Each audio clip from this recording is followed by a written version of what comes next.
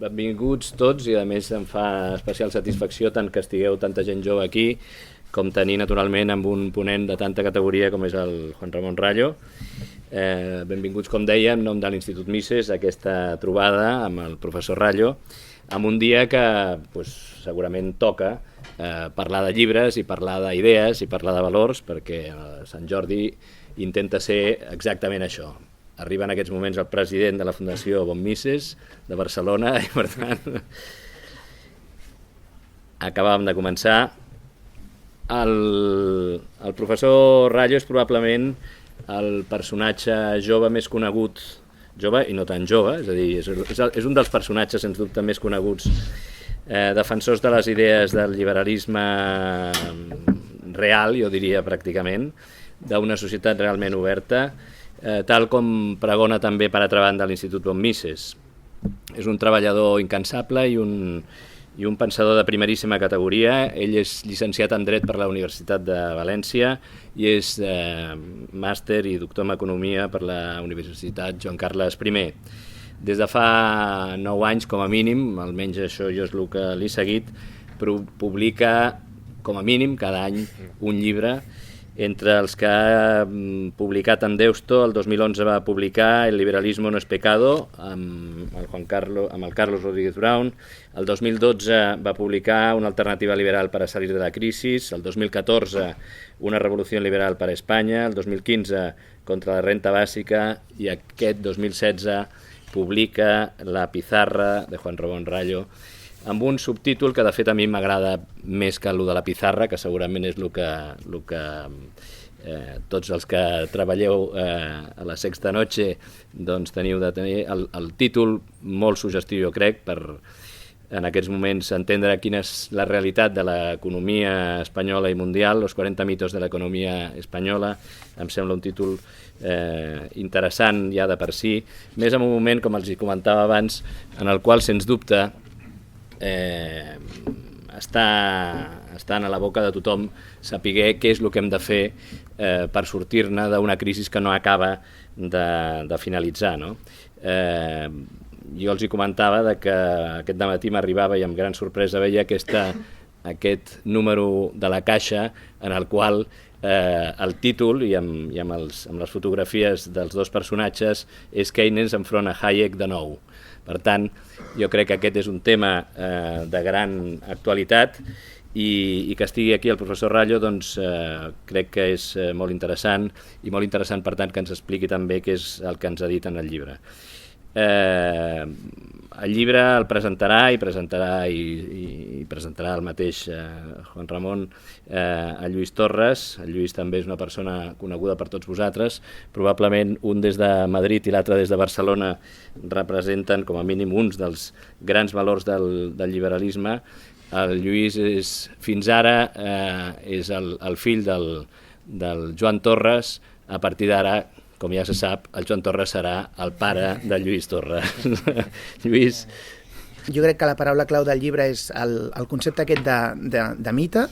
Els mites entronquen amb la part més cultural d'una societat, ajuden a configurar una cosmovisió conjunta dels temes i al final no deixen de ser idees preconcebudes que tenen una influència transversal amb tot, des de la perversió del llenguatge a com es tracten els temes socioeconòmics en la premsa, com es regula i com es dissenyen les lleis en certs àmbits.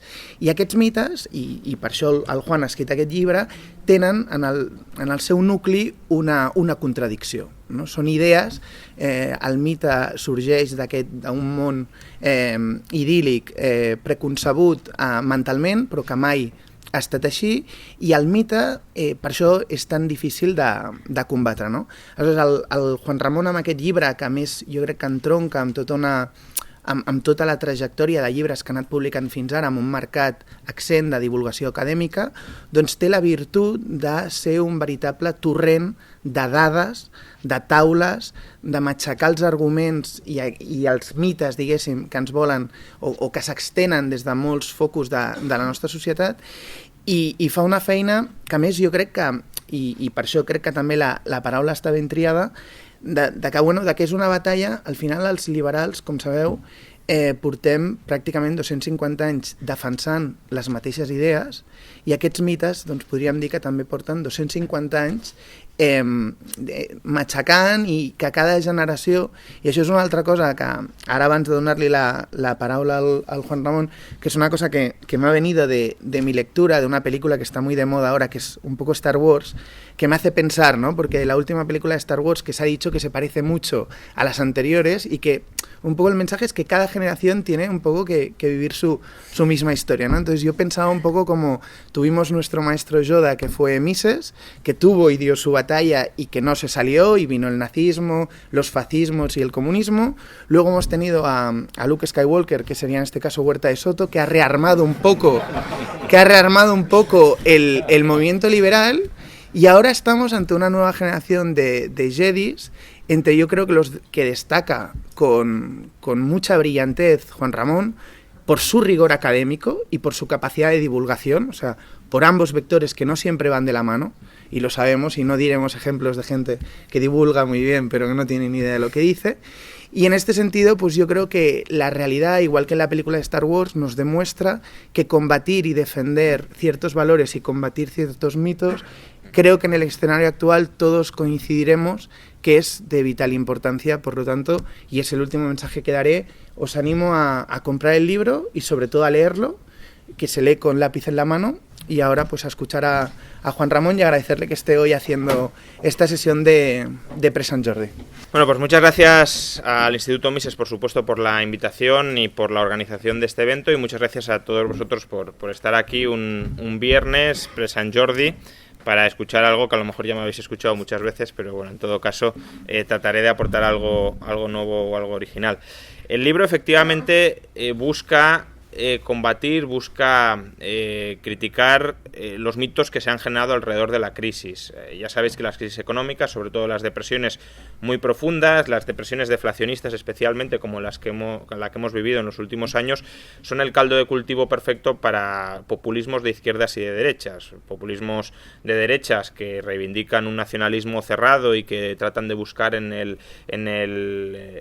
enemigo, en el extranjero, que nos invaden o que sus mercancías están haciendo dumping competitivo e impiden que resurja la industria nacional, y también el populismo de izquierdas, la idea de que no tiene por qué ser siempre incorrecta, de que los ricos se están haciendo más ricos a costa de los pobres, etcétera. Digo que no tiene por qué ser siempre incorrecta porque evidentemente sabemos que existen élites extractivas que se enriquecen a costa del conjunto de la población, solo que en la mayoría de los casos, cuando se pone el acento en ese enriquecimiento de una parte de la población a costa de otro, no se están refiriendo a esa parte que sí es correcta y que sí es interesante combatir, sino en general a cualquier tipo de enriquecimiento, como si efectivamente la economía fuera un juego de suma cero y por tanto quien coge una parte mayor de la tarta es porque se la está quitando a otro.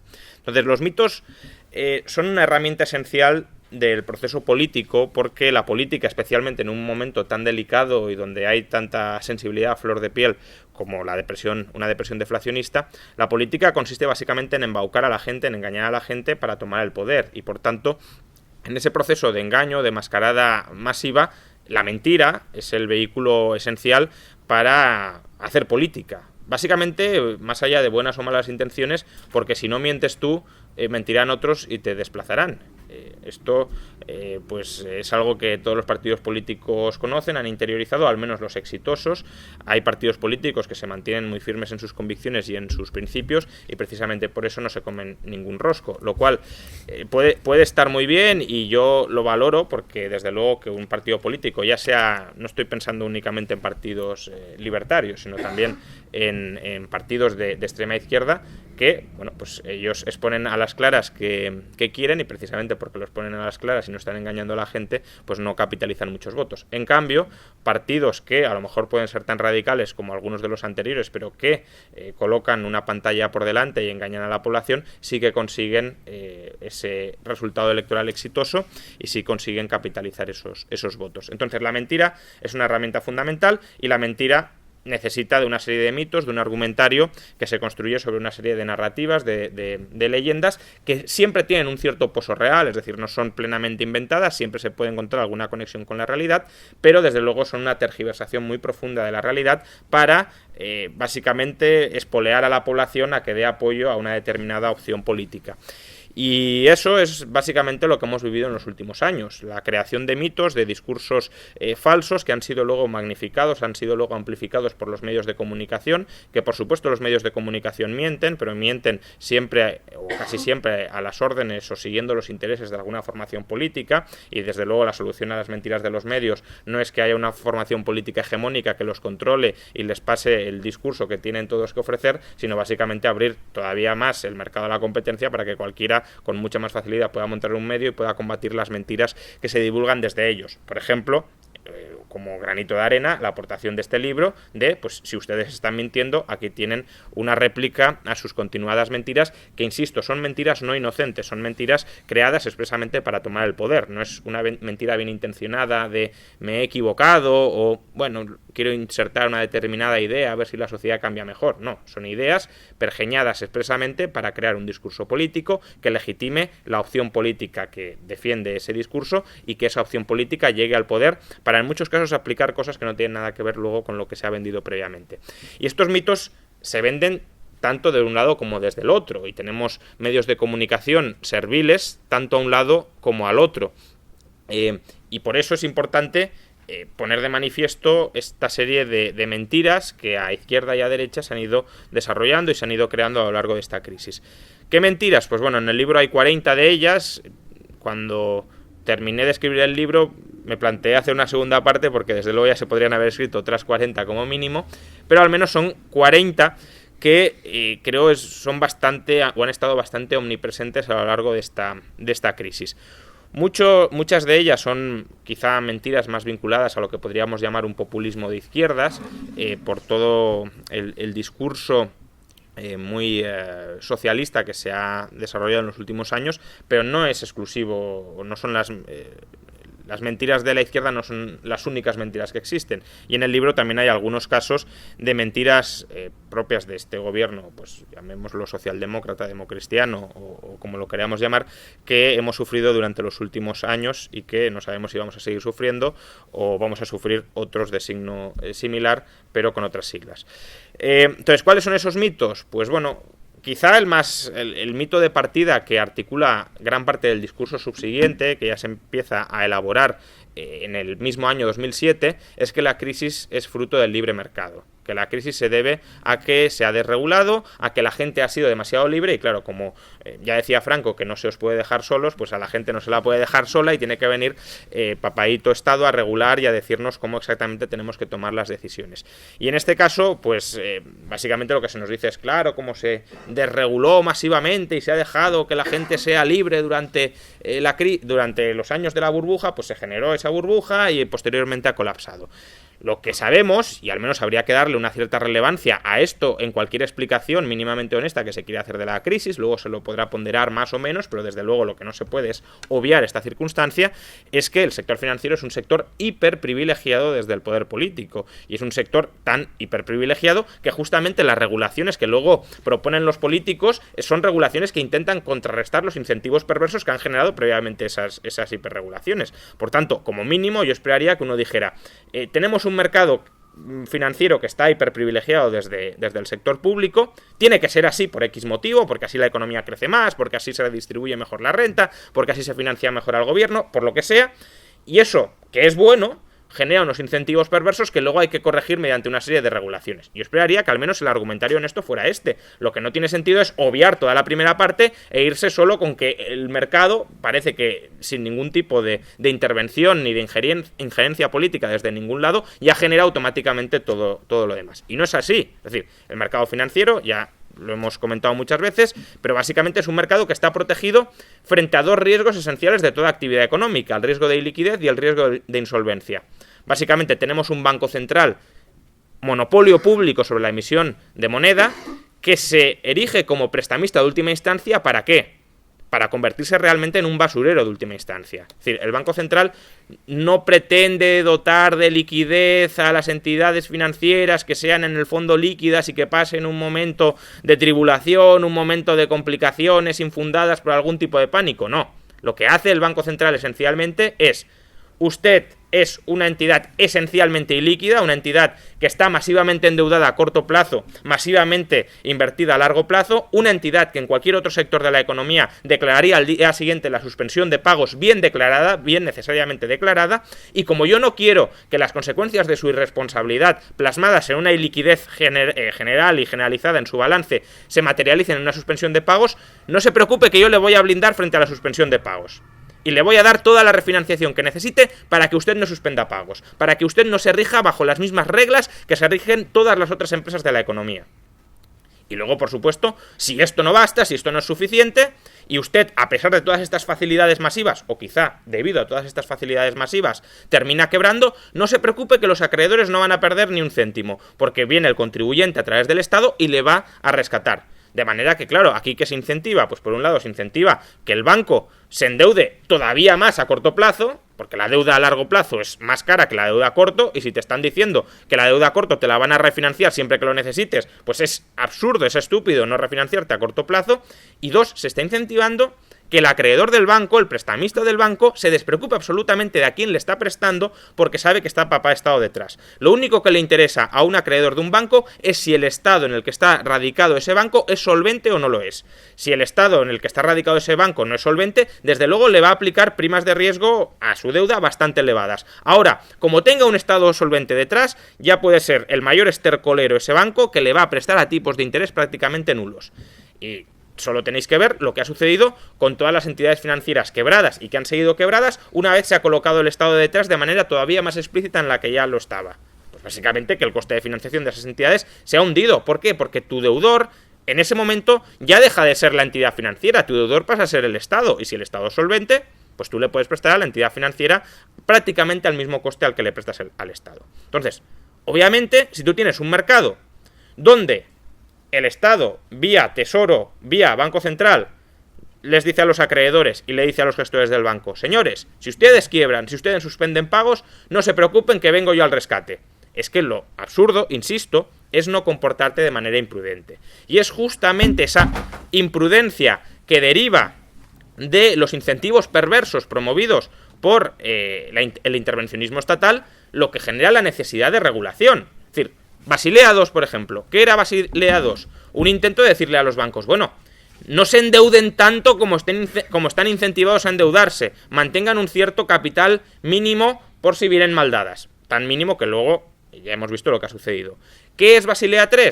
La regulación. Hablábamos de una regulación, no de una desregulación, sino de una regulación bastante extensa, por cierto. Intentad leerla y veréis que son bastantes páginas. ¿Qué es Basilea III? La regulación que enmienda esa previa regulación, que era mala. Era mala pese a que la habían elaborado los mismos que la están elaborando ahora. Por tanto, tenemos todos los motivos del mundo para confiar en los que han elaborado la nueva, porque, como vemos, la anterior fue muy, muy positiva y tuvo muy buenos resultados. ¿Y qué es Basilea III?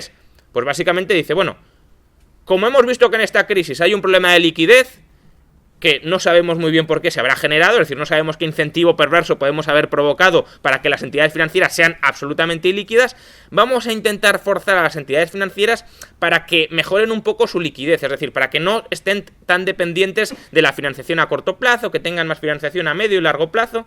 Vamos a ver, si usted de verdad quiere que las entidades financieras sean solventes y sean líquidas, permita que la institución de mercado, que es el concurso de acreedores, vía suspensión de pagos o vía quiebra, pueda operar. Si usted les blinda frente a esa disciplina, va a tener siempre esto, va a tener siempre este comportamiento perverso y, por tanto, va a tener que regular siempre. Y como muy bien decía y muy bien sabía el padre de este concepto, de esta idea de la necesidad de regular los mercados financieros, que es Hyman Minsky, el regulado siempre va 2 pasos por delante del regulador. Y, por tanto, el regulador va a fracasar. Porque además, y esto es algo interesante a plantearse, el regulador no sabe cómo elaborar sus regulaciones. El regulador no tiene un conocimiento profundo sobre el objeto de regulación. Las regulaciones, esencialmente, se elaboran con el regulado al lado de tu mesa preguntándole qué tiene que poner en el papel. Porque el regulador no sabe en profundidad cómo opera la industria financiera desde dentro. Las tripas de la industria financiera las conocen las entidades financieras. Y por tanto, el regulador se tiene que reunir con las entidades financieras para preguntarles cómo operáis exactamente, qué tipos de operaciones realizáis, cómo os organizáis, qué os parecería que estuviese esa provisión o esta normativa, qué efectos creéis que tendría. ¿Y qué creéis que le cuentan las entidades financieras al regulador? Pues aquello que más les interesa a las entidades financieras. Y por tanto, al final la regulación es simplemente un compendio de pues sesgos, intereses, incentivos perversos que las propias entidades financieras les interesa que se introduzcan en esa regulación. Bien, como veis, muchísimo libre mercado por todas partes. Eso en cuanto al origen de la crisis, pero bueno, mitos, pues bueno, con abrir el libro pues podemos encontrar muchos más, ¿no? Otro mito, por ejemplo, muy recurrente es que los recortes agravaron la crisis. Es decir, que cuando empezó la política salvaje de austeridad, que obviamente nos ha hecho cumplir el objetivo de déficit de este año sin ningún tipo de desviación, pues cuando empezó la política salvaje de austeridad, básicamente la economía se desplomó y que entramos en un proceso de casi depresión autogenerada y autoprovocada, que no habría sucedido en caso de que hubiésemos mantenido las políticas de estímulo que, como sabéis, tan buenos resultados dieron en el año 2009 con el Plan E. Entonces, básicamente, ¿qué dos vectores deberíamos esperar observar para considerar que un país está superando la crisis? Pues bueno, ¿por qué entramos en crisis? Básicamente por dos motivos. Uno, porque la estructura productiva de España se escoró brutalmente hacia el ladrillo y hacia el sector financiero. Hubo una burbuja financiera y una burbuja inmobiliaria y una burbuja industrial, si lo queréis, de industrias adyacentes auxiliares al ladrillo. Y porque el país, familias y empresas, se hiperendeudaron, se sobreendeudaron. Por tanto, ¿cómo superamos la crisis? Pues solventando estos dos problemas, favoreciendo el desendeudamiento, el desapalancamiento del sector privado y favoreciendo la reestructuración productiva del sector privado. Entonces, si uno observa que estas dos variables van mejorando, podemos decir que vamos saliendo de la crisis. Quizá no que ya hemos salido de la crisis, pero sí al menos que estamos en dirección de salir de la crisis. Bien, en el año 2009, año de apogeo de los planes de estímulo económico, es decir, cuando ya ni siquiera había ningún tipo de reparo a la hora de estimular,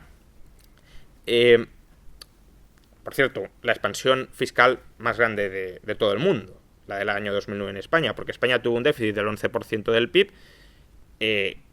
Es cierto que ese déficit estuvo un poco por debajo del de Estados Unidos, que fue del 13%, pero no olvidemos que Estados Unidos llegó a ese déficit del 13% partiendo de una situación de déficit. España partía de una situación de superávit del 2%, por tanto, España efectuó en 2 años una expansión fiscal, bueno, entre 2008 y 2009, es decir, en un año y poco, una expansión fiscal de 13 puntos del PIB. Y el resultado, pues 2009 fue el mayor año de destrucción de empleo de toda la crisis. Pero bueno, al margen de eso, ¿cómo evolucionaron estos dos vectores durante el año 2009? La reestructuración productiva, lo que podemos observar si miramos los datos desagregados de PIB por sectores, es que básicamente se hunden todos los sectores de la economía, de manera bastante indiscriminada. No hay ninguno que sobresalga especialmente frente a otros. Por tanto, en lugar de ver que algunos sectores aguantan, los que esperaríamos que van a tomar el relevo de los que se han convertido en burbujas, y que otros sectores se hunden, los que eran una burbuja, lo que vemos es un hundimiento más o menos generalizado de toda la economía. ¿Y cómo evoluciona la deuda? Pues la deuda privada más o menos se mantiene y lo que hace la deuda pública es aumentar muchísimo. Por tanto, el endeudamiento total de la economía crece. Bien, ¿qué ha pasado a partir del año 2012? Que tampoco es que hayamos aplicado políticas de austeridad. Simplemente hemos dejado de aumentar tantísimo el gasto y como lo veníamos aumentando. Bueno, pues lo que ha pasado es, si observamos el gráfico de la evolución del PIB en el año 2012 o 2013 por sectores, es decir, 2 años de recesión profunda en 2012 y 2013, lo que vemos es que, aunque caen bastantes sectores, hay 2 que caen especialmente a plomo: la construcción y el sector financiero, que son los 2 sectores que cabría esperar que tendrían que haber caído durante el año 2009 y que no cayeron. En cambio, otros sectores, por ejemplo, turismo, actividades profesionales, etcétera, lo que vemos es que incluso crecen en el año 2012 o 2013 en plena recesión. La industria, que decrece un poquitín, muchísimo menos que en el año 2009, inmediatamente después empieza a crecer con bastante fuerza. Por tanto, ¿de qué sirvieron en el fondo las políticas de estímulo a las que tantos querían regresar? Pues sirvieron para mantener los sectores burbujísticos, el ladrillo y el sector financiero. Por tanto, cuando se habla de que no, hay que regresar a las políticas de estímulo, lo que usted me está diciendo es que usted quiere regresar a las políticas de mantenimiento de la estructura económica burbujística de la que no quería salir, de la que no quería escapar. Y luego, ¿qué pasó con el endeudamiento? Pues aunque el sector público se siguió endeudando mucho, por primera vez el sector privado se desapalancó más de lo que se endeudó el sector público. Y el año 2012 fue el primer año en el que la deuda total de España, en términos absolutos, descendió. Por tanto, es verdad que en el año 2012 o en el año 2013 hubo crisis, hubo recesión bastante importante, pero al menos se empezaron a corregir las variables que uno esperaría que se corrigieran para decir que al menos podemos estar empezando a salir de la crisis. Obviamente, en ese contexto el sector público entorpeció más que ayudó, porque siguió acumulando un déficit muy grande, colocó a España al borde de la insolvencia. Si no llega a venir Mario Draghi al rescate, España quiebra en agosto o septiembre del año 2012 y tenemos un desastre bastante importante. Pero, aún así, la poquita austeridad o el poquito recorte de gasto que se aplicó, pues contribuyó, o al menos no obstaculizó, la salida o el inicio de la recuperación. Cosa que en el año 2009 sí sucedió. En el año 2009 se rescató a industrias zombies a costa del endeudamiento de familias y empresas españolas. Más mitos. Pues bueno, otro bloque de mitos que, bueno, puede ser relevante es el de los impuestos, ¿no? Porque ya sabéis que en este país, extrañamente, no paga impuestos nadie. Los ricos no pagan impuestos, es evidente, ni pagan impuestos por su patrimonio, ni pagan impuestos por sus empresas, ni pagan impuestos por la SICAP, nada. Ni pagan impuestos porque el fraude fiscal obviamente es altísimo, etc. Y luego también los pobres se suele decir que tampoco pagan impuestos. ¿Por qué? Esto se explicita menos, pero es el razonamiento que está implícito cuando se dice: no podemos privatizar el estado de bienestar porque entonces mucha gente saldría perdiendo. ¿Y por qué saldría perdiendo? Pues supuestamente porque hoy está pagando menos impuestos de los que recibe a través del estado de bienestar, es decir, porque tiene redistribuciones de renta a su favor. Por tanto, supuestamente los pobres estarían recibiendo más dinero en forma de servicios que aquellos impuestos que pagan. Bien, es decir, su saldo neto con el Estado sería positivo. El saldo neto de todo el mundo con el Estado es extrañamente positivo. Entonces, ¿es verdad que ni ricos, ni pobres, ni clases medias pagan impuestos? Pues obviamente no es verdad. Todos pagan muchos impuestos. Ya sabéis que el Día de la Liberación Fiscal en España está prácticamente a mitad de año. El otro día, por ejemplo, la OCDE publicó sus datos sobre cuña fiscal. La cuña fiscal es la diferencia entre el coste empresarial total de contratar a un trabajador, es decir, el coste antes de deducir cotizaciones empresariales a la seguridad social, y el dinero, la nómina que finalmente se le ingresa al trabajador después de pagar el IRPF. Bueno, esa cuña fiscal equivale al 40% del salario medio español, y del salario no medio, es decir, del que está por debajo de la media, al 37%. Tampoco creáis que es el 15%, ¿bien? Es decir, estamos hablando entre el 37 y el 44, esa horquilla de cuña fiscal para salarios bajos y para salarios altos. El medio, 40%. Dado que el salario medio antes de seguridad social está rondando los 30.000, 31.000 euros en España, estamos hablando de que solo por cuña fiscal, de media, se está pagando unos 12.000 euros en impuestos. Un trabajador medio está pagando, solo por su tributación directa, unos 12.000 euros. Añadámosle a todo esto el IVA, los especiales, otros impuestos directos que a lo mejor pueden repercutir indirectamente, como el impuesto de sociedades, que no está aquí incluido, o impuestos sobre la riqueza, por ejemplo el IBI. Todo esto aquí no está contabilizado. Estamos hablando de un 40% solo por la mordida fiscal directa sobre los salarios. Por tanto, es evidente que cualquier persona que tenga una nómina está pagando muchísimos impuestos en este país. Y luego, si quiere disponer mínimamente de esa nómina, gastando o ahorrando, también. Que, de nuevo, en este 40% los impuestos sobre el ahorro, sobre las rentas del capital, por ejemplo, no están. Es decir, que si encima ahorras el sueldo y luego obtienes algún dividendo, más mordida y no aparece aquí. Por tanto, está claro que los pobres o las rentas medias bajas pagan muchísimos impuestos. ¿Qué pasa con las rentas más altas? Pues ya sabéis que se ha extendido mucho el discurso de que tampoco pagan impuestos. Ojalá fuera cierto, por cierto, que nadie paga impuestos en este país. ¿Qué pasa con las rentas altas? Bueno, primero, si miramos los datos de tributación sobre la riqueza, esto que se dice que España es un paraíso fiscal para los ricos, lo que vemos es que España es uno de los países europeos que más grava el patrimonio. Muy por encima, por cierto, de esas socialdemocracias nórdicas que tantos quieren imitar hasta que se enteran cómo funcionan de verdad esas socialdemocracias nórdicas, que son pues Dinamarca, Suecia. En Dinamarca o Suecia los impuestos sobre la riqueza son la mitad que en España. ¿Por qué? Porque al menos han entendido que si tú quieres redistribuir algo, pues no te tienes que comer la gallina de los huevos de oro. ¿Bien? Hay ciertas historias populares, por cierto, que sería muy interesante que los políticos aprendieran. Es decir, tú te puedes comer los huevos de la gallina de los huevos de oro, pero si destripas la gallina de los huevos de oro y la asas, pues se acabaron los huevos de oro. Bien. Entonces, impuestos sobre la riqueza. España a la cabeza de Europa. ¿Dónde está España a la cola de Europa? Y me parece muy bien que esté, en impuestos sobre el consumo. Quiero decir, si nos tenemos que equiparar con algo con Europa, los impuestos que más va a tocar subir son los impuestos sobre el consumo. Luego, la SICAP. ¿Qué sucede con la SICAP? ¿Pagan el 1%? Pues sí, pagan el 1% sobre las ganancias internas de la SICAP. El 1%, por cierto, es lo mismo que podéis pagar cualquiera de vosotros si vais a cualquier entidad financiera y contratáis un fondo de inversión, normalmente anejo a algún regalo de cacerolas o de televisores, etc. Ese famoso chollo, ese gran chollo que supone contratar un fondo de inversión en un banco, es exactamente el mismo régimen fiscal que tienen la SICAP. Exactamente el mismo, porque además están regulados dentro del mismo artículo en la ley del impuesto de sociedades, eximiéndoles de tributar al 25 o al 30% y pasando a tributar al 1%. ¿Dónde está la trampa? Pues que efectivamente pagan el 1% por las ganancias que se han obtenido dentro de la SICAP. Pero recordad, la SICAP es un vehículo para invertir en activos financieros. Activos financieros que en muchas ocasiones, por ejemplo acciones, son títulos de propiedad sobre empresas. Empresas que ya han pagado impuesto de sociedades. Imagina que vosotros sois dueños de una empresa, del 100% de la empresa, y lo sois a través de una SICAP.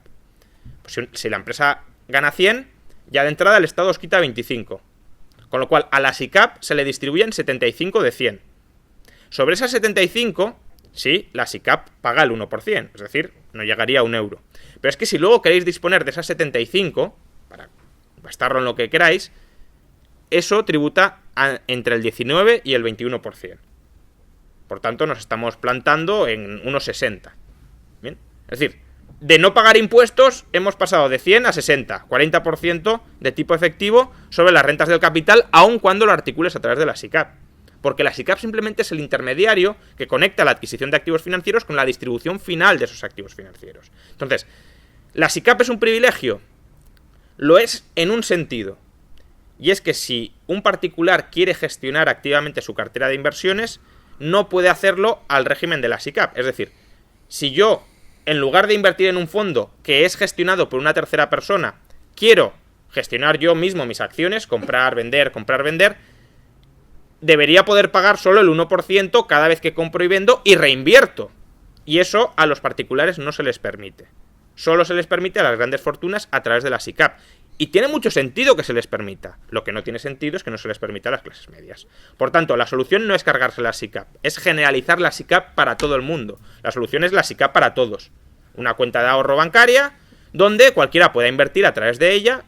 Bueno, es que es de sentido común. Quiero decir, en multitud de activos financieros, por ejemplo en Estados Unidos, si compráis una casa, la vendéis y reinvertís, no pagáis impuestos. Eso es una SICAP inmobiliaria del 0%. Y de eso se beneficia todo el mundo. No estoy diciendo nada de vamos a Ancaplandia inmediatamente, ¿no? Estoy planteando algo de sentido común. Que si tú vas a reinvertir en un activo financiero que está barato vendiendo otro activo financiero que consideras que estás caro, que no pase Montoro con la máquina cobradora. Bien, pues bueno, esto que está de sentido común, incluso algunos partidos políticos han reconocido que es de sentido común. Ciudadanos lo medio llevaba en el programa.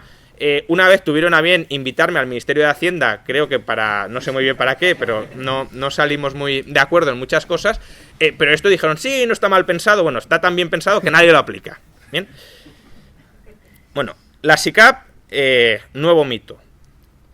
Luego, sociedades, el famoso dato de que las empresas en España, vamos, son tan paraíso fiscal que como veis se están peleando todas las empresas internacionales globales para venir a invertir a España. Pues bueno, que supuestamente en España no se paga impuesto de sociedades si eres una gran empresa. Bueno, probablemente ya me hayáis escuchado alguna otra ocasión criticar este mito, pero bueno, este dato viene, el de que las grandes empresas pagan el 5,3% o el 3,5% según el año, de un informe de la agencia tributaria donde efectivamente figura que las grandes empresas, o mejor dicho, los holdings, que normalmente son grandes empresas, no todo holding tiene por qué ser una gran empresa, ni toda gran empresa tiene por qué ser un holding, pero bueno, los holdings de empresas que pagan un tipo efectivo sobre sus beneficios contables del 5,3% en el año, por ejemplo, 2012. ¿Cuál es la trampa de este dato? Pues primero, estamos midiendo solo beneficios pagados por esos holdings en España frente a beneficios mundiales que han obtenido ese holding. Entonces, claro, si tú pagas en España 5 porque has ganado 20 en España, estás pagando el 25%. Ahora, si en el mundo has ganado 100, pues claro, 5 entre 100 has pagado el 5. Bien, primera trampa. Segunda trampa. Un holding son diversas empresas que consolidan sus bases imponibles. Si una gana 100 y la otra pierde 80, se paga impuestos sobre 20. Bien. Pues bien, en la agencia tributaria solo calculan el denominador a partir de las bases positivas. No restan las negativas. Con lo cual, claro, si tú pagas impuestos sobre 20, imaginad que pagáis 4 sobre 20, el 20%, y decís, no, pero claro, ganaste 100, perdiste 80, pues vamos a medir el 4 sobre las 100. Pues claro, pagas el 4% sobre esas bases, pero eso es un resultado trucado. ¿Bien? Si se quieren cargar los holdings y obligarles a tributar como empresas separadas, pues que lo digan a las claras, pero que no digan que los holdings pagan el 5% como si fuera un privilegio absurdo y descabellado. Eso es como si vosotros, he vendido unas acciones a 100, o sea, he vendido unas acciones y he ganado 100, he vendido otras acciones y he perdido 80 y que me obliguen a pagar impuestos sobre 100 porque he tenido ganancias de 100. No, hombre, he tenido ganancias de 100 y pérdidas de 80. Hazme pagar por la ganancia neta, no por la bruta. Porque entonces, cuando sale todo bien, pago impuestos. Y cuando sale todo mal, ni siquiera me puedo deducir las pérdidas. En el fondo, pues, lo que ya he dicho muchas veces, que obliguen a las empresas a pagar sobre ingresos sin atención de sus costes y de sus beneficios y ya está. Así seguro que no hay fraude fiscal, porque ya no hay deducciones extrañas ni nada, que digan, ¿cuánto habéis vendido esto? Pues impuestos sobre ingresos y ya está. Bien, y luego, por supuesto, el último de los mitos, que la verdad no sabía si incluirlo o no, porque yo creo que se desmiente solo, ¿no? Pero bueno, es que el PP ha bajado impuestos. Pero bueno, es un mito que el gobierno del Partido Popular ha estado muy interesado en divulgar y en extender y en insistir en él. Yo creo que habría sido más inteligente callarse, porque claro, esto ya parece una burla después del ensañamiento previo. Bueno, es que no hace falta explicar mucho, es decir, obviamente pasar de 20 a 100 y bajar a 80 no es bajar impuestos, es subirlo de 20 a 80. Bien. Entonces, el PP ha subido todos los impuestos, ha sido el gobierno que más impuestos ha subido en la historia de España. Donde se agarran ahora es que el IRPF más o menos lo han dejado como lo encontraron cuando llegaron, lo cual ya de por sí ya debería ser un engaño, porque ellos dijeron que iban a bajar impuestos. Bueno, dijeron que iban a mejorar y modernizar el IRPF, a lo mejor se referían a lo que hizo Montoro, pero en cualquier caso dieron a entender que no subirían ningún impuesto. De hecho, eso Rajoy se lo dijo en su discurso de investidura, y que en la medida de lo posible los bajarían, etcétera. Bueno, en la medida de lo posible los han multiplicado todos.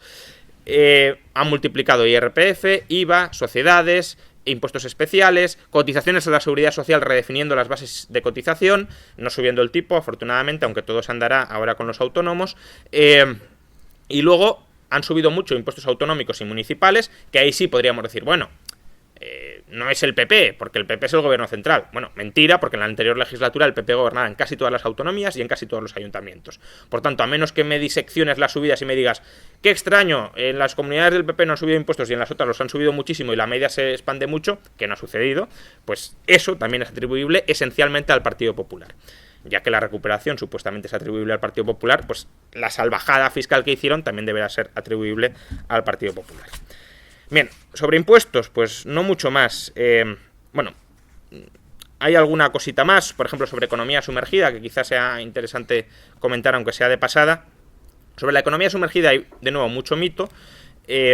Básicamente se nos vende que España es el país con más economía sumergida casi de Europa, y que si acabáramos con la economía sumergida no habría déficit, porque recaudaríamos no sé cuántos miles de millones. Bueno, primero se suele confundir recaudación de economía sumergida con actividad en la economía sumergida, lo cual no sé si es una declaración de intenciones de grabar al 100% la economía sumergida o qué es. Pero bueno, efectivamente, podemos estar hablando de una economía sumergida, según Friedrich Schneider, que es el mayor experto en Europa calculando esto internacionalmente, de en torno a 200.000 millones de euros en España. ¿Qué pasa? ¿Cuál es la trampa? Bueno, pues una parte muy sustancial de esta economía sumergida, si queréis os digo exactamente los números, una parte muy importante, que es aproximadamente la mitad de esos 200.000 millones de euros, son actividades hoy ilegales, drogas o alegales, prostitución, etcétera. Entonces, ahí ya no es que haya fraude, es que el gobierno no permite que esas actividades emerjan, con lo cual o las desarrollas en el mercado negro o no las puedes desarrollar. Entonces, esta recaudación se podría llegar a argumentar, si legalizamos esto y lo grabamos, se recaudaría más. Pero este no es el debate que de momento está planteando casi nadie. Lo que vienen a sugerir es, si metemos más policías en las calles y localizamos a todo el mundo que está trapicheando, vamos a recaudar mucho más. Mentira, porque estas actividades, si metes policías en las calles, lo que van a hacer es engrosar la población en las cárceles. No van a recaudar más por esa vía. Por tanto, o legalización, ojalá, o esa recaudación se pierde. O lo ideal, legalización y que se pierda esa recaudación. Bien. Luego, segunda mentira. No toda la economía sumergida es economía sumergida que no se haya contabilizado en la economía emergida. Por ejemplo, si yo contrato a un electricista para que me cambie una bombilla y él ha comprado la bombilla y me la cambia y me emite una factura de 100 euros computando el coste de la bombilla, esa bombilla ya ha pagado IVA y ha tributado en la economía emergida. Por tanto, si la vuelvo a contar, estoy contabilizando dos veces lo mismo. Es decir, todos aquellos materiales, por ejemplo, que se han comprado en la economía legal, aunque aparezcan en la economía sumergida, no son propiamente economía sumergida. ¿Bien? Y esto, pues podemos estar hablando aquí de casi, otra mitad más o menos de la economía sumergida que resta. Y por último, otra parte que tampoco parece que se suele entender demasiado bien, es que ¿por qué la gente está en la economía sumergida? Podemos plantear una casuística muy amplia, pero en general están en la economía sumergida porque les es demasiado caro y gravoso estar en la economía legal.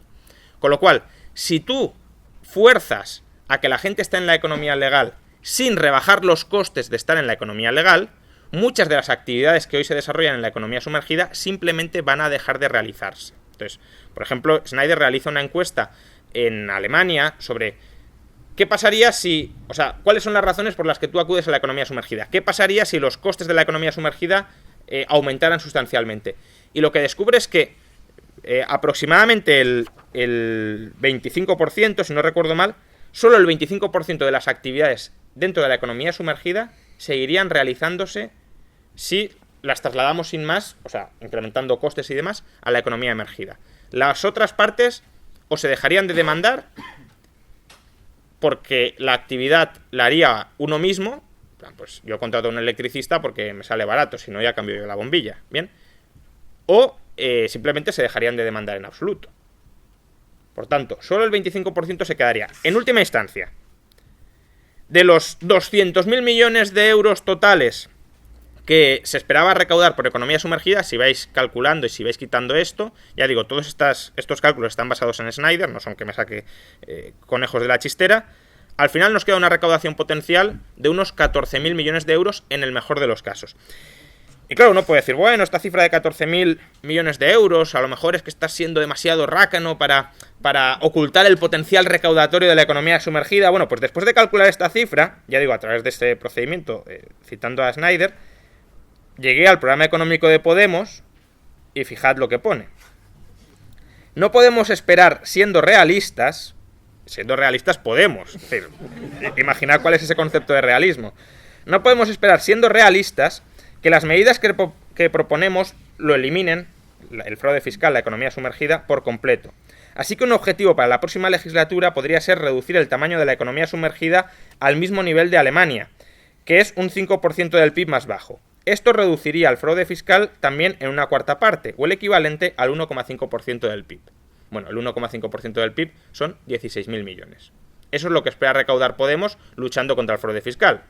Yo he estimado 14.000, bueno, compro 16.000 si nos queremos poner en este mundo maravilloso donde el dinero va a surgir de todas partes. Pero en todo caso estamos hablando de esto, no estamos hablando de 200.000 millones de euros, sino de 15.000, 16.000 millones, ya digo, generando mucho sufrimiento en muchos sectores que hoy están en la economía sumergida porque no les queda otro remedio. La forma obvia de emerger la economía sumergida, que es bueno que la economía no esté sumergida, yo no, en esto no coincido con los agoristas y la contraeconomía, es decir, que la economía esté en el mercado negro reduce la competencia abierta y la capacidad para competir y para informar y la transparencia de esas empresas y por tanto se pueden dar situaciones muy delicadas, muy comprometidas y muy incluso peligrosas en algunos casos. Pero obviamente lo que no puedes pretender es que después de machacar masivamente a la actividad empresarial, pues la actividad empresarial florezca por todas partes a unos costes a los que no es viable. Más mentiras económicas que se han divulgado, que se han multiplicado. Bueno, el siguiente bloque en el libro es el mercado laboral. Entonces, del mercado laboral yo creo que se puede hacer un mix general sobre todas las mentiras que se han divulgado sobre la reforma laboral. Básicamente, la historia que se nos ha contado sobre la reforma laboral ha sido la siguiente. La reforma laboral fue una forma de facilitar el despido para las grandes empresas con el propósito de que las grandes empresas despidieran a sus trabajadores mejor pagados y que subcontrataran de manera precaria a trabajadores muy mal pagados. De esa manera maximizarán las grandes empresas sus beneficios. Bueno, esta historia, que yo creo que es la que se puede escuchar en cualquier medio de comunicación casi todos los días, es falsa del principio al final. Bien. Primer presupuesto falso. Las grandes empresas no han despedido en términos netos desde que se aprobó la reforma laboral. Han contratado. Las empresas de más de 250 trabajadores desde el año 2012 han aumentado en términos netos su contratación. Por tanto, al menos en términos netos no era tan beneficiosa. Uno puede decir, bueno, pero sí, han contratado, pero porque han despedido a los mejor pagados y han contratado a los peor pagados. Bueno, si dividimos la estructura salarial, la estructura de la plantilla salarial de la plantilla de las grandes empresas en 10 deciles, es decir, peor pagado, segundo peor pagado, tercero peor pagado, progresivamente hasta los mejores pagados, nos encontraremos con que el mayor número de contrataciones se efectúa entre los deciles 5 y 10, es decir, entre los mejor pagados. Y de hecho, el salario medio en las grandes empresas crece ininterrumpidamente a lo largo de la crisis. Y crece no, como se suele decir, porque los directivos cobren mucho, sino porque hay muchos trabajadores entre los deciles 5 y 10 de salario. Bien, entonces, a las grandes empresas esto les ha afectado relativamente poco, la reforma laboral. A quienes sí les ha afectado de manera mucho más intensa, porque es verdad que la reforma laboral tenía como propósito despedir más barato y bajar salarios, pero a las que sí ha afectado de manera mucho más intensa es a las pymes, que son las que han despedido en términos netos y además en unas proporciones muy elocuentes desde 2012, estamos hablando en 2012 y 2013 de 1 millón de personas despedidos en pymes, y las que también han bajado sus salarios medios a lo largo desde que se aprobó la reforma laboral. Y esto, ¿qué sentido tiene? Pues que las pymes están en una situación, o han estado en una situación ultra precaria. Desde que comenzó la crisis, 250.000 empresas han quebrado.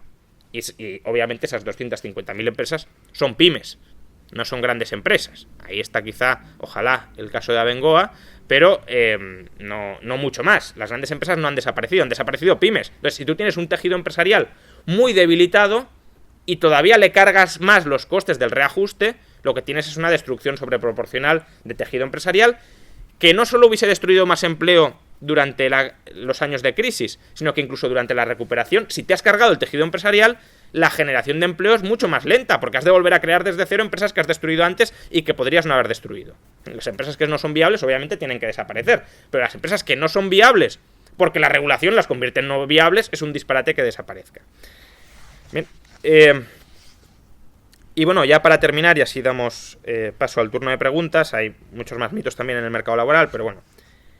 Mitos sobre pobreza y desigualdad. Y aquí quiero comentar varios porque son bastante elocuentes, ¿no?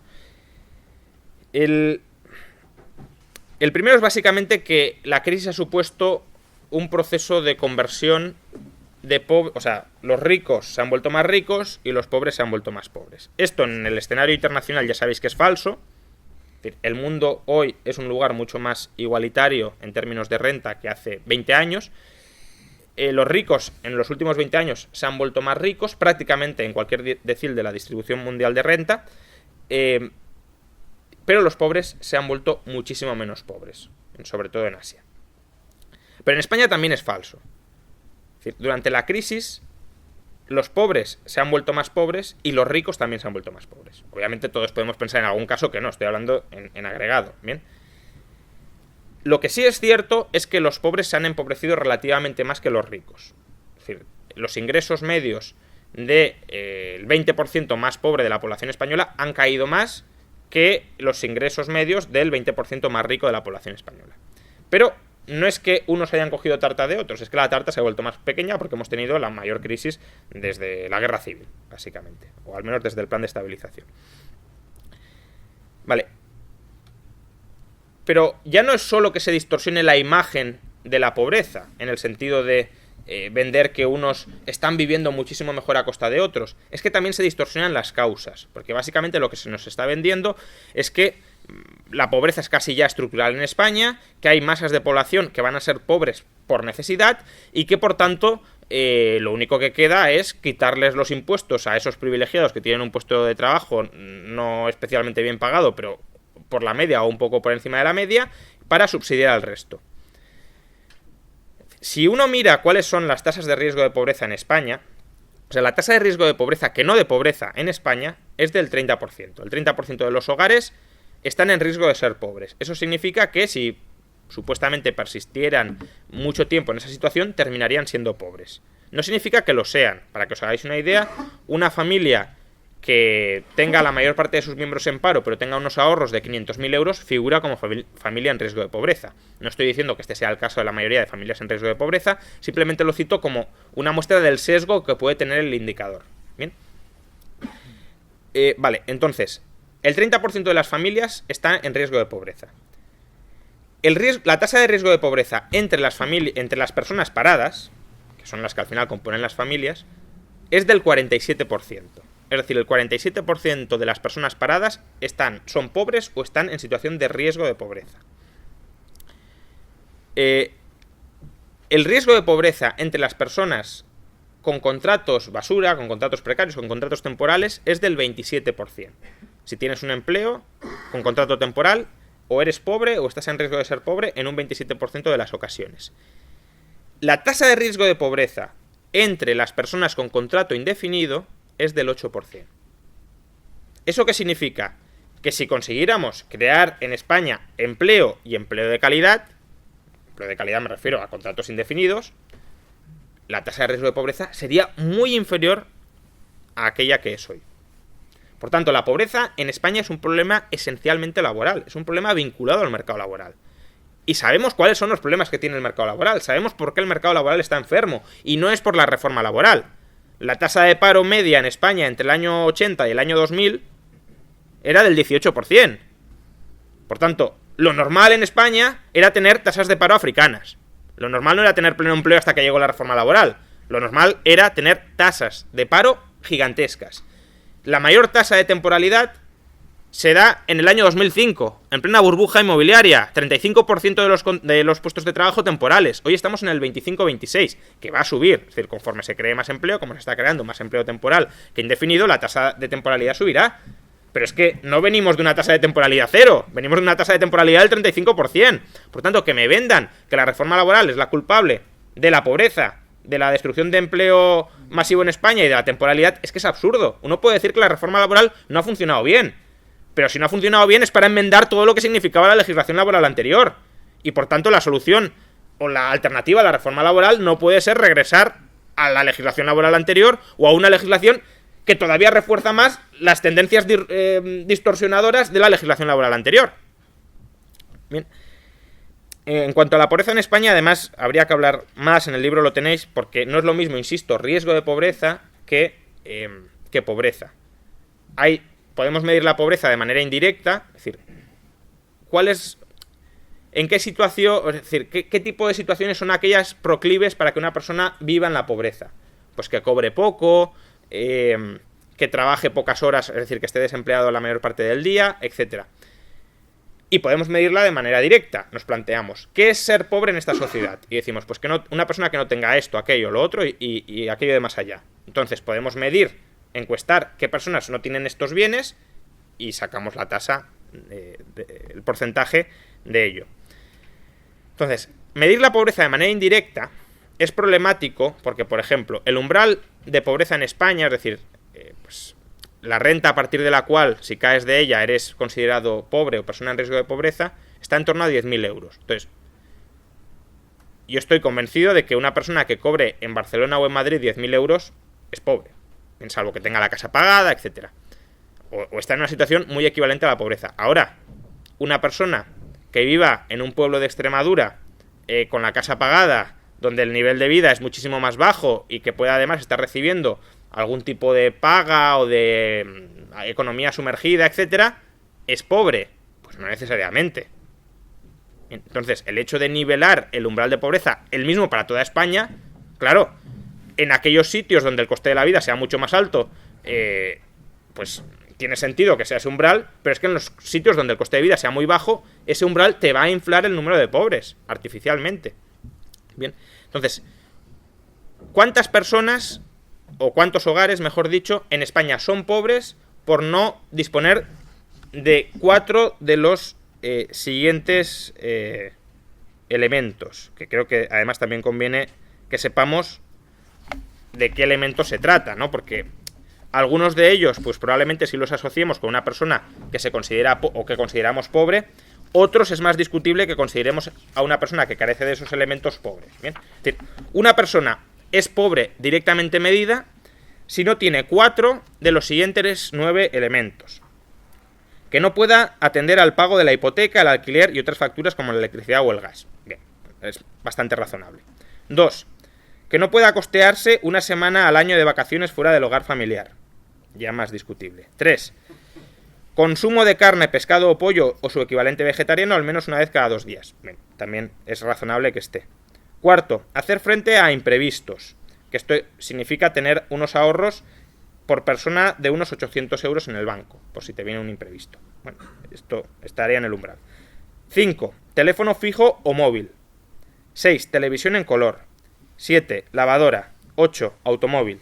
9. Temperatura adecuada en el hogar, tanto frente al frío como frente al calor. Es decir, yo entiendo que algunos de estos ítems claramente califican a una persona como pobre, al menos la concepción que tenemos de pobre, que es la concepción que también nos han construido los medios de comunicación, porque siempre que se habla de 30% de familias en riesgo de pobreza o pobres, nos sacan fotos de gente buscando en el contenedor, y claramente esas personas no encajan necesariamente en que falte 4 de estos 9 elementos.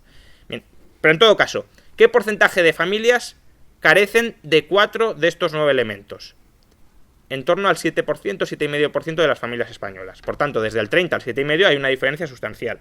Y si ya nos vamos a mediciones más estrictas, por ejemplo, que no puedan comer carne o pescado una vez cada 2 días, estamos hablando del 3, 4, 5% ha llegado algún año. Que, cuidado, es un porcentaje muy alto. No es un porcentaje para minimizar. Ahora, si ya es un porcentaje grave, ¿por qué me lo inflas? ¿Por qué me dices que es 10 veces superior? Pues simplemente porque se quiere hacer un uso político de ello. Y no se infla solo al decir que son pobres y vincular la pobreza al hambre. Es que ha habido iniciativas parlamentarias, por ejemplo del Partido Socialista, que básicamente registraban que hay que hacer frente a la emergencia alimentaria que hay en España, por la cual 1 de cada 3 niños en España pasa hambre. O sea, eso se registró en el Parlamento. Y eso es equiparar familia en riesgo de pobreza con pasar hambre. Lo cual es un disparate absoluto. Porque es que además dentro de ese indicador sabemos que familias se pueden llegar a equiparar a lo que es pasar hambre. Que no poder comer carne una vez cada 2 días tampoco es pasar hambre. Es estar muy mal alimentado. Pero tampoco es pasar hambre. Al menos no la imagen pura de pasar hambre. Entonces, que se quiera dar o buscar una solución concreta a estos casos, pues puede tener mucho sentido. Hombre, de momento liberalicemos el mercado de trabajo, porque ya hemos visto que la pobreza está vinculada en España esencialmente al desempleo y al empleo de mala calidad. Y luego, en todo caso, si hay familias que siguen pasando hambre después de dar opciones de encontrar trabajo, pues ya nos podemos plantear otro tipo de políticas redistributivas, efectivamente. Pero ya de entrada, decir, no, en España subsidiamos en una parte de España que la gente no trabaje. En otra parte impedimos que la gente trabaje. Y además, si montas una empresa, te machacamos a impuestos y regulaciones para que no contrates a nadie. Que digas, no, es que claro, el 20% de la población está parada y luego un porcentaje de ese 20% pasa hambre, pues sí, pero plantéate que estás haciendo mal de entrada. No busques luego subsidiar los problemas que tú mismo has generado con regulaciones que no tienen sentido. Bien. Y luego, en cuanto a la desigualdad, pues bueno, se suele decir en muchas ocasiones, de hecho Pedro Sánchez, ahora que volveremos a tener elecciones, lo volveréis a escuchar en algún debate electoral, seguro que España es el segundo país más desigual de Europa. Bien. Esto es una frase que queda muy bien y que legitima, justifica muchos tipos de políticas pues estatales, pero que es falso, o al menos así, sin matizar, es falso. Es decir, la desigualdad se puede medir al menos de tres formas, o podemos medir tres conceptos de desigualdad: desigualdad de renta, desigualdad de riqueza y desigualdad de consumo. Desigualdad de lo que tengo, desigualdad de lo que gano y desigualdad de lo que gasto. Bien. En cuanto a desigualdad de riqueza, desigualdad patrimonial, desigualdad de lo que tengo, que es muchas veces lo suele medir Intermon Oxfam así, aunque no saca la comparación internacional con España en medio, pero Oxfam muchas veces dice: el 99% de la población mundial tiene menos que el 1% de la población, que el otro 1%. Bueno, eso es una comparación de la riqueza entre dos grupos. Bien. En cuanto a desigualdad de la riqueza, España es uno de los países del mundo, y por supuesto de Europa, que menos desigual es en cuanto a distribución de la riqueza. Básicamente porque la propiedad inmobiliaria está muy extendida en España y el inmueble es patrimonio, es riqueza, y por tanto eso reduce mucho las desigualdades patrimoniales. ¿Cuáles son los países más desiguales globalmente en cuanto a riqueza? Pues el país top en cuanto a desigualdad de la riqueza, Dinamarca. ¿Por qué? Pues porque, claro, allí la gente no tiene en muchos casos patrimonio, porque esos servicios se los da el Estado. Casas subvencionadas, etcétera, y también por no contabilizar el capital humano, eso es verdad. Pero, bueno, muchos servicios que en España tenemos porque hemos comprado el activo, en Dinamarca, claro, lo regala el Estado y la gente se despreocupa. Por cierto, también plantearos las implicaciones que esto tiene a la hora de generar dependencia frente al Estado. O en relación con el Estado. Porque si yo tengo un patrimonio, en cierta medida soy independiente. Si para tener pensión, para tener casa, para tener estudios, para tener salud, para tenerlo todo, para tener cuidados cuando envejezco, tengo que pasar por el Estado, y si el Estado se detrae, me quedo sin nada, pues obviamente la resistencia a la hora de reducir el intervencionismo estatal y el incentivo a reforzar ese intervencionismo estatal es mucho mayor. Cuanto más independiente, autónoma frente al Estado sea la gente, obviamente más capacidad para rebelarse o para resistirse frente al Estado. Bien, por tanto, en cuanto a desigualdad patrimonial, nula, o bueno, no nula, sino en la tabla baja. 2. Desigualdad de renta. Aquí es donde España sale como uno de los países más desiguales de Europa, que no del mundo, Europa, en cuanto a desigualdad de renta, es de lo más bajo del mundo. Por tanto, estar entre lo más alto de Europa no es equivalente a estar entre lo más alto del mundo. En desigualdad de ingresos, sí que es cierto que España está entre los puestos más altos de Europa. Ahora bien, primero, el 80% de este aumento de la desigualdad de ingresos durante la crisis se debe al desempleo. Por tanto, de nuevo, volvemos a estar con el problema del desempleo a cuestas, que es normal. Es que tenemos un 20% de paro. ¿Qué problema vinculado con desigualdad y con pobreza no va a estar muy estrechamente relacionado con el paro en España? Bien, y luego, además, estas mediciones de la renta, al comparar distinta renta entre los agentes, están midiendo, yo creo que de manera incompleta, la renta, por dos razones. Primero, no incluyen la medición de lo que podríamos llamar una renta en especie por tener la casa en propiedad.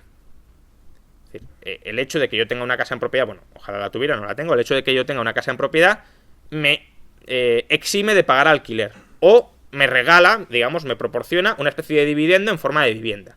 Y eso es renta en especie. Si un empresario os paga la casa como parte del sueldo, eso lo computas como parte de tu sueldo. O miradlo al revés. ¿Quién tiene más renta? ¿Un jubilado español que cobra una pensión de 500 euros al mes pero tiene la casa pagada? ¿O un jubilado danés que cobra una pensión de 700 pero paga 400 de alquiler? Pues obviamente el español.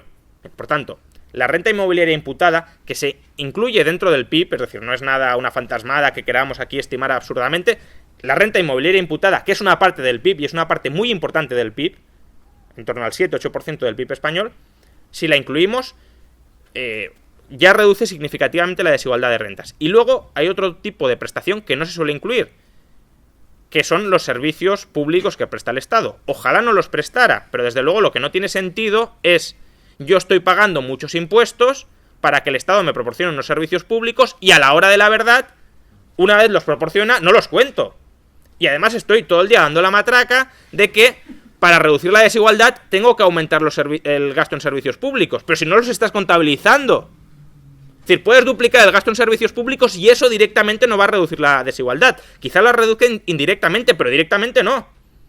Entonces, si contabilizamos estos dos elementos, España se ubica en un tramo intermedio de desigualdad en Europa. Intermedio, si lo queréis, alto, pero vamos, por debajo de Francia y muy cerca de Alemania, es decir, nada de Bulgaria o países similares. Y luego, por último, en cuanto a desigualdad de consumo, que es a mi juicio la mejor manera de medir la desigualdad, a mi juicio y al de, por ejemplo, Arrow, Premio Nobel de Economía, también lo defendió recientemente, que era la forma más correcta de medir la desigualdad, por dos motivos. Primero, porque al final el nivel de vida, el elemento que nos lo proporciona es la cantidad de bienes y servicios de los que disponemos. Por tanto, claro, si una persona es archimillonaria pero vive como un cura, pues al final su nivel de vida es el de un cura. Vale que podemos decir, bueno, tiene patrimonio y eso le proporciona otras ventajas como seguridad, ostentación, vale, todo eso es verdad que también cuenta y que habría que contarlo idealmente. Pero, a ver, si al final lo que estamos diciendo es el rico, la gran ventaja que tiene es que puede fardar ante otros y dárselas de rico, pues sí, vale, es importante, pero al final estamos ante un elemento de envidia igualitarista, puro y duro, no de bienestar. Vale, entonces, ese es un elemento, que al final lo que queremos comparar es cómo vive la gente, y si la gente, por muchas diferencias de renta que tenga, vive de una manera muy parecida, pues la desigualdad no será tan grande. O planteaoslo de otra manera: si mañana os duplican el sueldo y os dicen, vale, pero todo el extra que te voy a pagar lo tienes que ahorrar forzosamente y no vas a disponer nunca de ese ahorro, pues al final dirías, bueno, vale, sí, tengo ahí nominalmente un patrimonio, pero ya me dirás para qué me vale. Bien.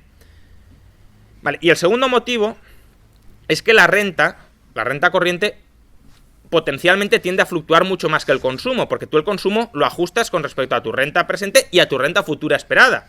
Entonces, claro, si tú haces una foto de la desigualdad en un momento en el que la renta corriente ha fluctuado mucho, por ejemplo en una situación de desempleo, estás transmitiendo lo que a mi juicio es una imagen irreal de la sociedad.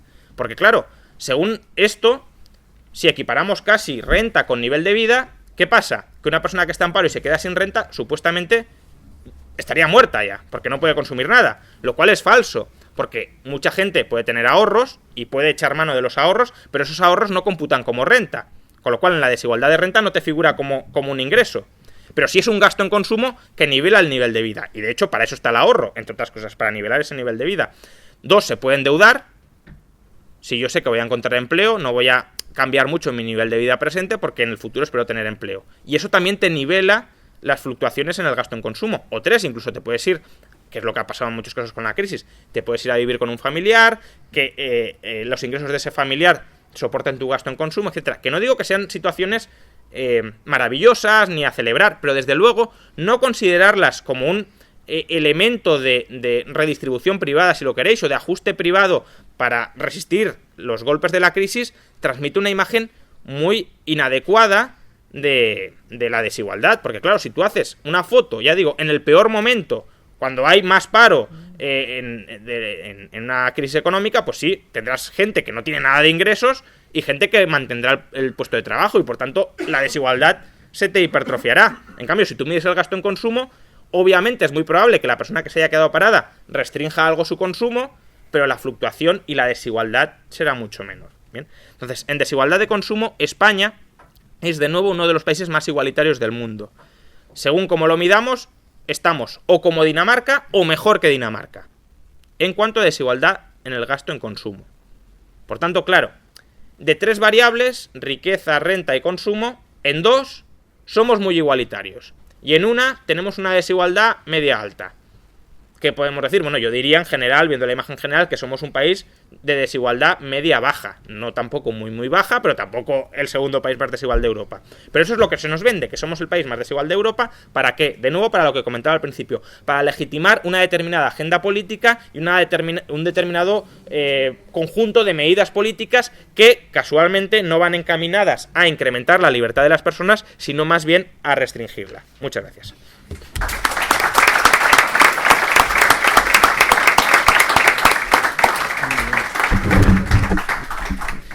Bueno, encara disposem, em sembla, d'uns 15 o 20 minutets. És el moment vostre per comentar qualsevol cosa que vulgueu amb el professor Rallo.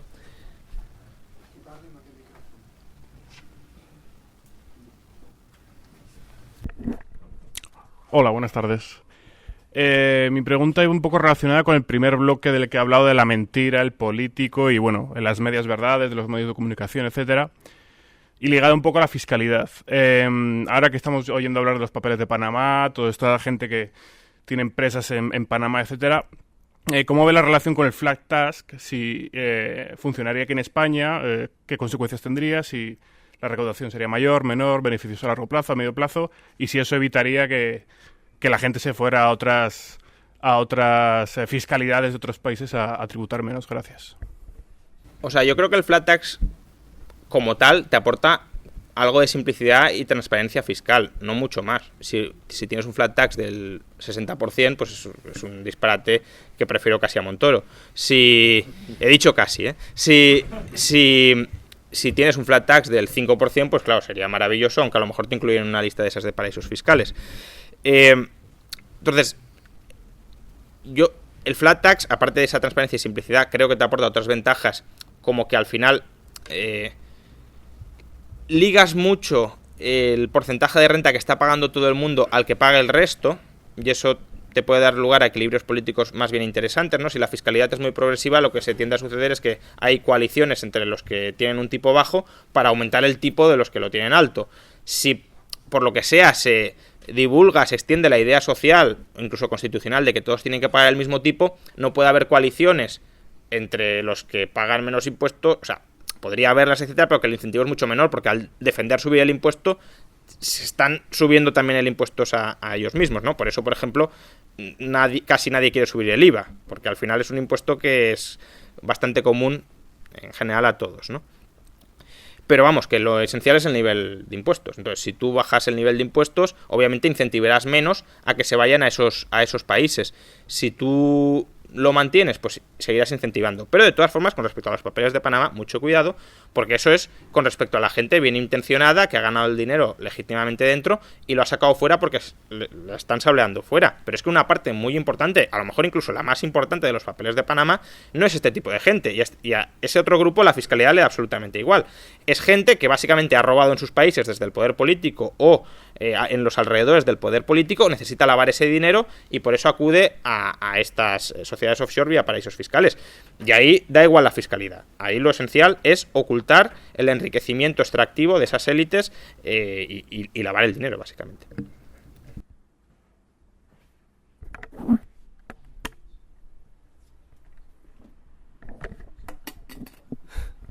Bueno, yo quería preguntarte por tus próximos libros y tal. Un poco. He visto que habías dicho que ibas a dedicar uno sobre Mises y su concepción de la banca y tal. Si lo puedes comentar un poco. Y luego preguntarte, espero no ponerte en un compromiso, pero... Bueno, si no contesto ya está. Pero... Sí. Vale.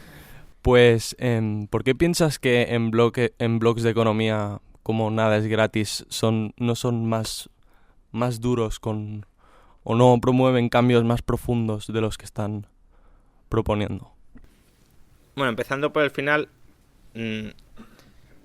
a ver, al final yo creo que en estos blogs también en parte son posibilistas, porque a lo mejor cuando reflexionan sobre cuestiones más de fondo sí tienen planteamientos más rompedores o más disruptivos, ¿no? Por ejemplo, el último que ha publicado Fernández Villaverde sobre la posibilidad de dineros privados, que claro, esto lo plantea Hayek y es un radical absoluto, y aquí se demuestra Villaverde que el dinero privado sería viable bajo determinadas condiciones.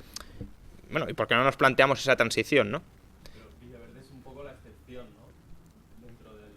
Sí, no, luego tendrás otros que simplemente no creerán en esas conclusiones, pero que incluso Villaverde, que está en esa situación de bastante pro libre mercado, luego no plantea reformas muy radicales y muy rompedoras. Simplemente entiendo por cierto posibilismo político de, bueno, yo creo que esto no va a salir adelante y por tanto no voy a entrar en debates políticos, o sea, ellos se verán más como teóricos, como académicos, no voy a entrar en debates políticos que sé que están condenados a fracasar, es lo que entiendo. Luego el caso de Garicano, por ejemplo, que también es un economista que tradicionalmente ha venido defendiendo ideas bastante cercanas al libre mercado, pues claro, ya se ha convertido en político, y ahí la retórica política y el discurso político ya es otro totalmente distinto. Ahí ya eres un empleado de una empresa que quiere conquistar el poder, y tú no eres el directivo de esa empresa, tú eres un empleado que sigue las órdenes del CEO, que es básicamente Albert Rivera. Entonces, no, quiero decir, así lo ha descrito Garicano, no son palabras mías. Lado oscuro. Entonces, ahí ya tienes que modular y acoplar tu discurso al del resto del partido. Ya no puedes ir como un verso suelto, porque los versos sueltos en los partidos políticos les cortan la cabeza, y es normal porque es como en una guerra. En una guerra, si el soldado va por libre, pierden la guerra. Entonces tienen que seguir estrictamente las órdenes del general, y pues eso, la política como la guerra. Bien. Bueno, sobre el libro. Sí, ahora estoy reescribiendo el libro de Keynes, que es realmente escribirlo de cero, pero bueno, estoy reescribiendo el libro de Keynes, y luego estoy con el de Mises. Bueno, básicamente en el libro de Mises, quizá en este foro no sea lo más adecuado decir, ¿no? Pero básicamente es una crítica a la teoría monetaria de Mises. O sea, Mises, aquí una cuestión más de fondo. Es decir, hoy se considera que el canon austríaco, que cada vez me importa menos cuál sea, pero bueno, en todo caso, por hacer tampoco un poco de exégesis histórica, el canon austríaco se considera que es, pues, lo que podría ser Rothbard, o, bueno, es decir, canon monetario austríaco, banca 100%, patrón oro duro, etcétera, ¿no? Y básicamente teoría monetaria, cuantitativismo puro y duro. Bien. Entonces eso se considera que es la esencia monetaria de la escuela austríaca. Y eso es la inclusión preaustríaca que efectúa Mises dentro de la tradición austríaca. Porque, que yo sepa, la escuela austríaca empieza con Menger. Y Menger no desarrolla ninguna teoría monetaria. Mises, podríamos decir, desarrolla una teoría monetaria en la tradición de Menger. A mi juicio, no. Lo que hace Mises, y él mismo se vanagloria de ello, es coger la teoría monetaria de David Ricardo y mezclarla con la escuela austríaca. Bien.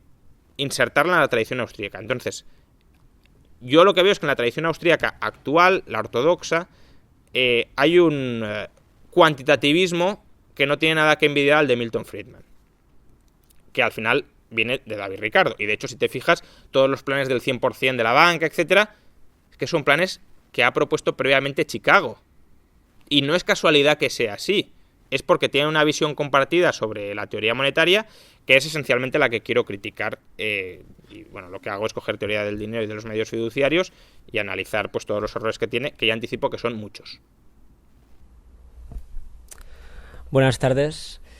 Pese a ser un tibio socialdemócrata, como diría Huerta de Soto, me gustaría saber cuál crees que es el mayor problema del liberalismo o error. Y no me refiero a cuanto a comunicación o divulgación, me refiero a cuanto a sistema económico. Gracias.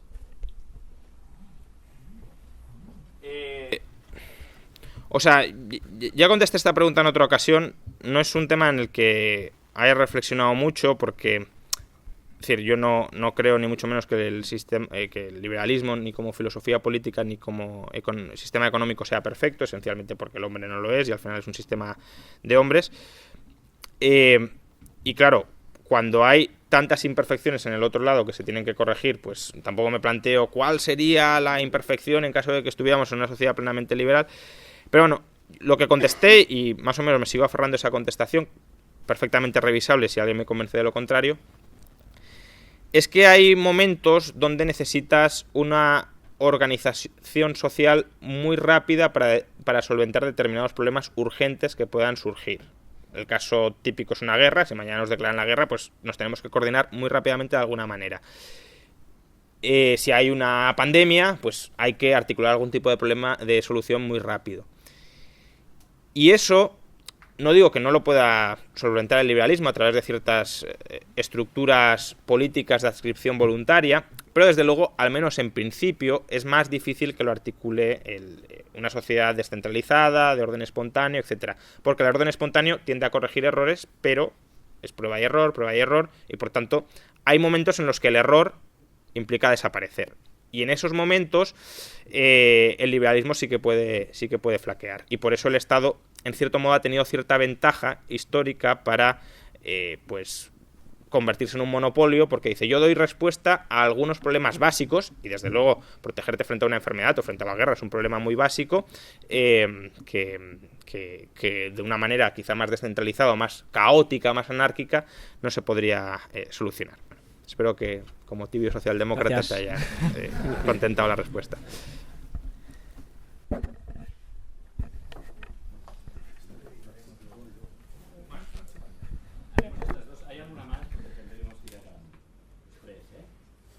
Sí.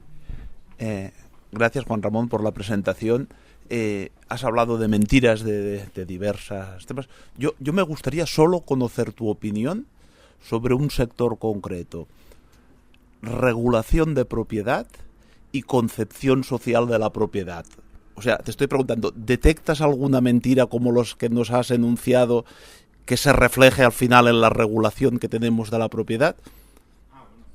Sí, claro, empezando por la misma Constitución, ¿no? Que esa sí es una Constitución socialdemócrata, y no tibiamente, por desgracia. Básicamente, cuando se afirma que toda la propiedad en España está básicamente subordinada al bien común, hombre, yo te puedo comprar eso. Si entiendo el bien común como una sociedad que permite a los individuos desarrollarse de manera pacífica, coexistiendo con los demás, etcétera, pues claro. O cuando se habla de la función social de la propiedad, si entendemos que la función social de la propiedad es permitir que las personas desarrollen sus planes vitales a través de su propiedad, permitir esa separación de planes vitales dentro de espacios, ya digo, separados, diferenciados, si entendemos la función social de la propiedad como que las personas puedan usar su propiedad para promover su visión particular del bien común, yo te compro que la propiedad está subordinada al bien común y que tiene una función social. Ahora, cuando ya básicamente lo que entendemos es que la propiedad no es mi propiedad, sino que es la propiedad del grupo, porque ni siquiera es la propiedad de todo el mundo, porque si fuera la propiedad de todo el mundo, como ya dije el otro día, lo que tendrían que hacer es regalarle la propiedad a las personas pobres del tercer mundo, y una vía de regalársela a lo mejor es abriendo las fronteras y permitiendo que vengan aquí a comprarla.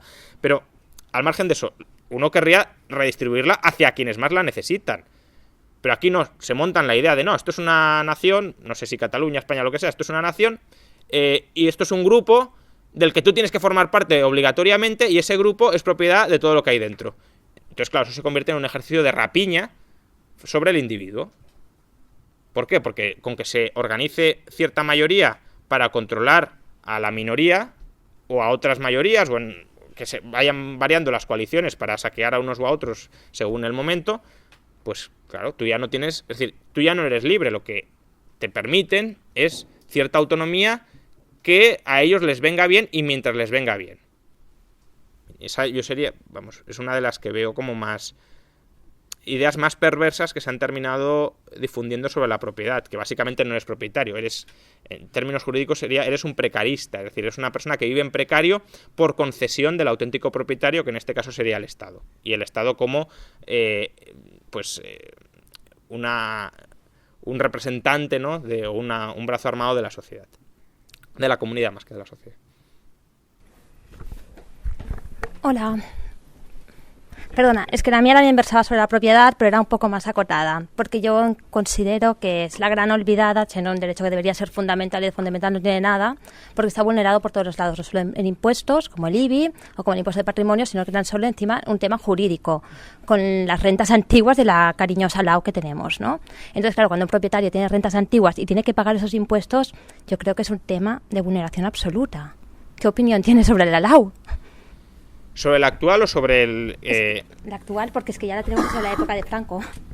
Sí, o sea, tienes distintas laus conviviendo según el... Sí, pero claro, las rentas antiguas tenemos que aguantar primera, segunda y tercera subrogación. O sea, yo el tema de las rentas antiguas, sinceramente, no lo tengo tan claro. Bien, porque es verdad que son unas rentas que en parte venían impuestas por una regulación anterior, pero también son unas condiciones que se pactaron en el contrato entre partes. Entonces, es un tema complicado. Tendría que estudiarlo con mucho más detenimiento, pero entiendo las posturas de ambos. Es decir, entiendo obviamente la postura del propietario, porque además podrías apelar al rebus sic stantibus, es decir, mire, es que las circunstancias en que se suscribieron ese contrato no tienen absolutamente nada que ver con las actuales, empezando ya por la inflación, es decir, porque si al menos hubiese habido algún tipo de indexación de renta real, pero es que ni siquiera, ¿no? Entonces, entiendo eso, pero también entiendo la posición del inquilino que dice, yo es que firmé esto, las dos partes lo aceptaron y ahora no me puede revisar. Pero ya no es una posición del inquilino, sino del propio Estado, que no ha querido regular una ley que beneficia únicamente al Estado, que está cobrando sus IBEs tranquilamente y su patrimonio, y tenemos que hacer una renta de 50 euros por 300 euros. Eso al margen, de 1.000 euros. Eso al margen, es decir, obviamente estos impuestos habría o bien que suprimirlos o bien... Yo tampoco soy, aquí claro, se ve de mi lado tibiamente socialdemócrata, tampoco soy absolutamente contrario al IBI en un sentido. Es decir, aunque la ciudad fuera plenamente privada, tendrías una cuota de copropietario para financiar los servicios comunes de la ciudad. Entonces, quizá el impuesto que más se acerque a lo que sería esa cuota es el IBI. Bien, porque es un pago por el valor de tu inmueble y supuestamente por lo que te estás beneficiando de los servicios comunes. Pero desde luego lo que no tiene mucho sentido es que en cierto modo pues te hayan cambiado totalmente las circunstancias en las que firmaste el contrato, que hoy obtengas una renta muy baja y que además el Estado luego te esté extrayendo una cantidad de dinero muy superior a la renta sin que tú puedas de ninguna manera pues darle otro uso a ese inmueble. Es básicamente un pago de impuestos por nada. Bien, en cierto modo es, bueno, tú tienes ahí un título de propiedad teórico y pagas impuestos sobre él sin poder evadirlos y sin poder evadirlos a lo mejor, difícil en el caso del IBI. Bien. Bueno, a lo mejor con una sociedad offshore pues hay algunos políticos que lo han conseguido, más o menos.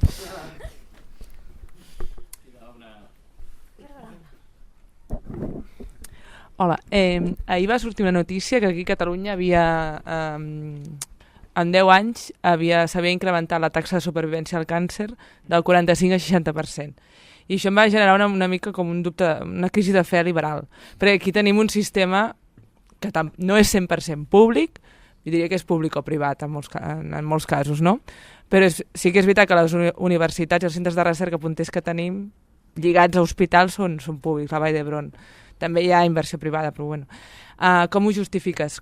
Si liberalitzem aquest sector, realment es mantindrà aquesta taxa que és més alta que la mitjana europea? És dir, d'una altra manera, és bo liberalitzar tots els sectors i no em mateu? A ver, no, sí, bien, es una pregunta muy, muy pertinente. De hecho, por cierto, en el Instituto Juan de Mariana, espero que en breve, en un par de semanas a lo mejor, vamos a publicar un excelente informe de José Luis Ricón, que más o menos trata sobre estos temas, es decir, la capacidad innovadora del mercado frente a la innovación planificada o gestionada por el Estado, ¿no? Refutando, ya sabéis, el famoso libro de Mariana Mazzucato sobre el Estado emprendedor.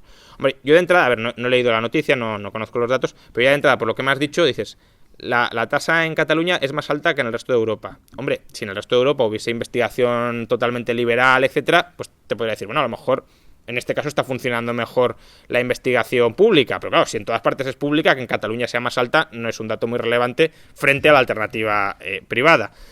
Y luego yo creo que ahí la cuestión es, pues eso, ver dónde han surgido, es que ya digo, no conozco el caso, entonces valorarlo es un poco tirarme a la piscina, ¿no? Pero ver dónde han surgido esas innovaciones que lo han permitido reducir la tasa o han permitido incrementar la tasa de supervivencia tras el cáncer,